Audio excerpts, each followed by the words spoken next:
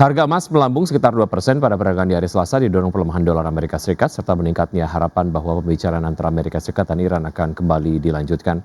Emas spot melonjak 2% menjadi 4.831 dolar, sedangkan harga emas berjangka emas Amerika Serikat ditutup menguat 1,7% ke posisi 4.850 dolar. Dari sisi sentimen, Presiden Amerika Serikat Donald Trump menyatakan pembicaraan untuk mengakhiri konflik dengan Iran berpotensi kembali digelar di Pakistan dalam 2 hari ke depan. Pernyataan ini muncul setelah negosiasi akhir pekan lalu yang gagal yang mendorong Washington untuk melakukan blokade terhadap pelabuhan Iran. Analis menilai arah pergerakan harga emas dalam waktu dekat akan sangat bergantung kepada perkembangan perundingan tersebut.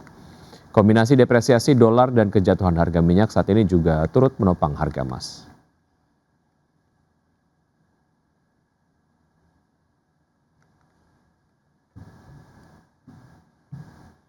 Ya, selanjutnya pemirsa update dari bursa global, bursa saham Wall Street yang menguat pada perdagangan di hari Selasa dengan indeks Nasdaq Composite yang melesat hampir 2% dan mencatat kenaikan 10 hari berturut-turut.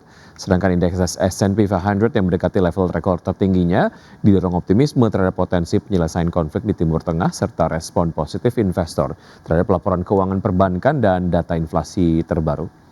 Pada perdagangan di hari Selasa, S&P 500 ditutup melonjak 1,18% ke level 6.967, Nasdaq Composite yang naik 1,96% ke level 23.639 dan Dow Jones Industrial Average yang menguat 0,66% ke posisi 48.535.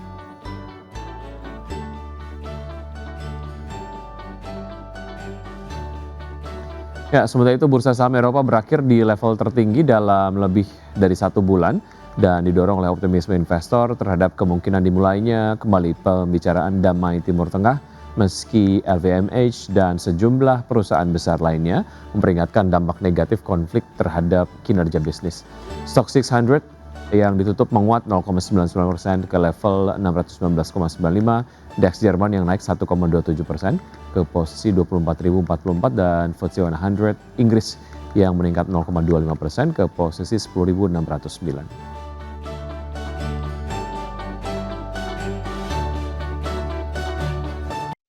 PT Indika Energi Tbk mengintip peluang perbaikan kinerja pada tahun 2026. Ya, tak hanya memanfaatkan pemulihan harga batu bara, perseroan juga makin aktif mendiversifikasi bisnis.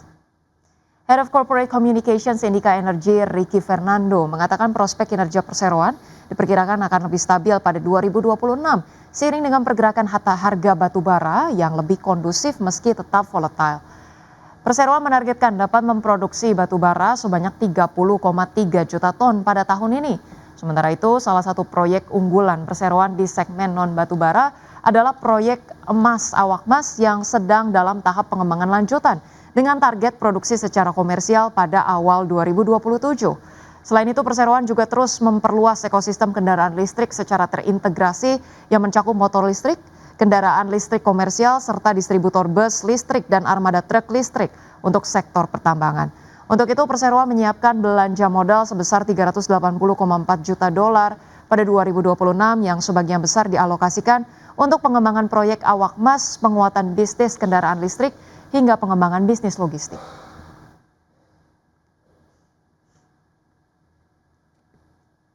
Pemirsa Mitra Keluarga Karya Sehat atau MIKA terus melakukan ekspansi agresif di tengah meningkatnya kebutuhan layanan kesehatan nasional. Ya, namun di balik potensi pertumbuhan jangka panjang, investor perlu mencermati tekanan margin dalam jangka pendek.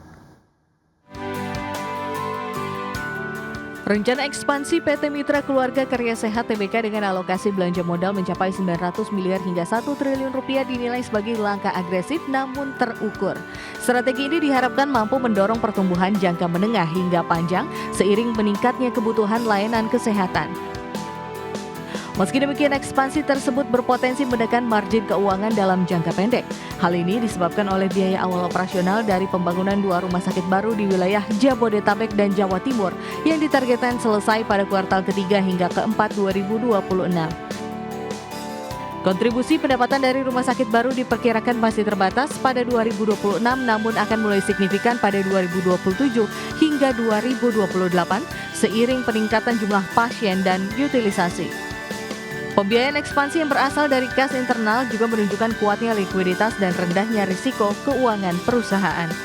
Berbagai sumber IDX Channel.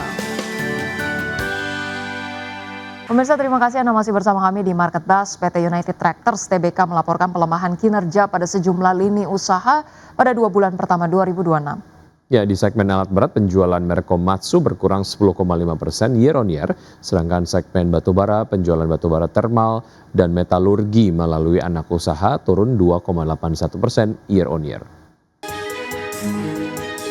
PT United Tractors Tbk menunjukkan tren pelemahan kinerja pada sejumlah lini usaha pada 2 bulan pertama 2026. Penjualan alat berat merek Komatsu yang didistribusikan perseroan berkurang 10,5% year on year dari 917 unit pada Januari dan Februari 2025 menjadi 869 unit pada Januari dan Februari 2026. Mayoritas penjualan alat berat per Februari 2026 ditujukan ke sektor pertambangan dengan porsi 49%, setelah itu diikuti oleh segmen kehutanan, konstruksi, dan agro. Perseroan melalui PT Pama Persada Nusantara juga mencatatkan penurunan produksi batubara untuk pelanggan sebesar 6,85% year on year dari 21,9 juta ton pada Januari-Februari 2025 menjadi 20,4 juta ton pada Januari dan Februari 2026. Volume overburden removal juga terkoreksi 7,49% dari 169,6 juta bang kubik meter pada Januari-Februari 2025 menjadi 156,9 juta pada Januari dan Februari 2026.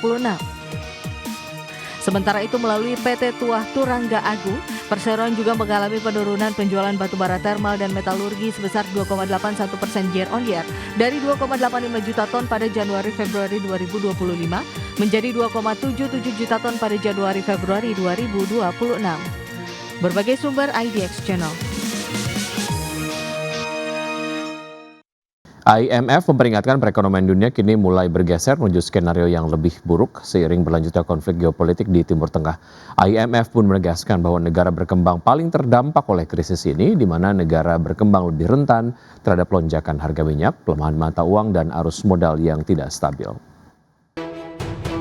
Dana Moneter Internasional memangkas proyeksi pertumbuhan ekonomi global akibat lonjakan harga energi yang dipicu perang di Timur Tengah.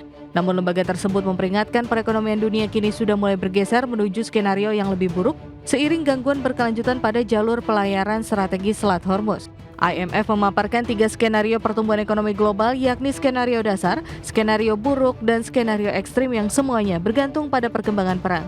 Dalam skenario terburuk, ekonomi global diperkirakan berada di ambang resesi dengan harga minyak rata-rata mencapai $110 Amerika per barel pada 2026 dan $125 Amerika per barel pada 2027.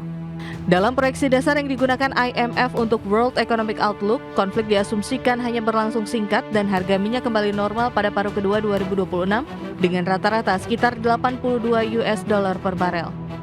Dalam skenario buruk, konflik yang lebih panjang akan menjaga harga minyak di sekitar $100 tahun ini dan $75 pada 2027 dengan pertumbuhan ekonomi global melambat menjadi 2,5% dari 3,4% pada 2025. Dalam skenario ekstrim, konflik yang berkepanjangan akan mendorong harga minyak melonjak dan menciptakan guncangan pasar keuangan global.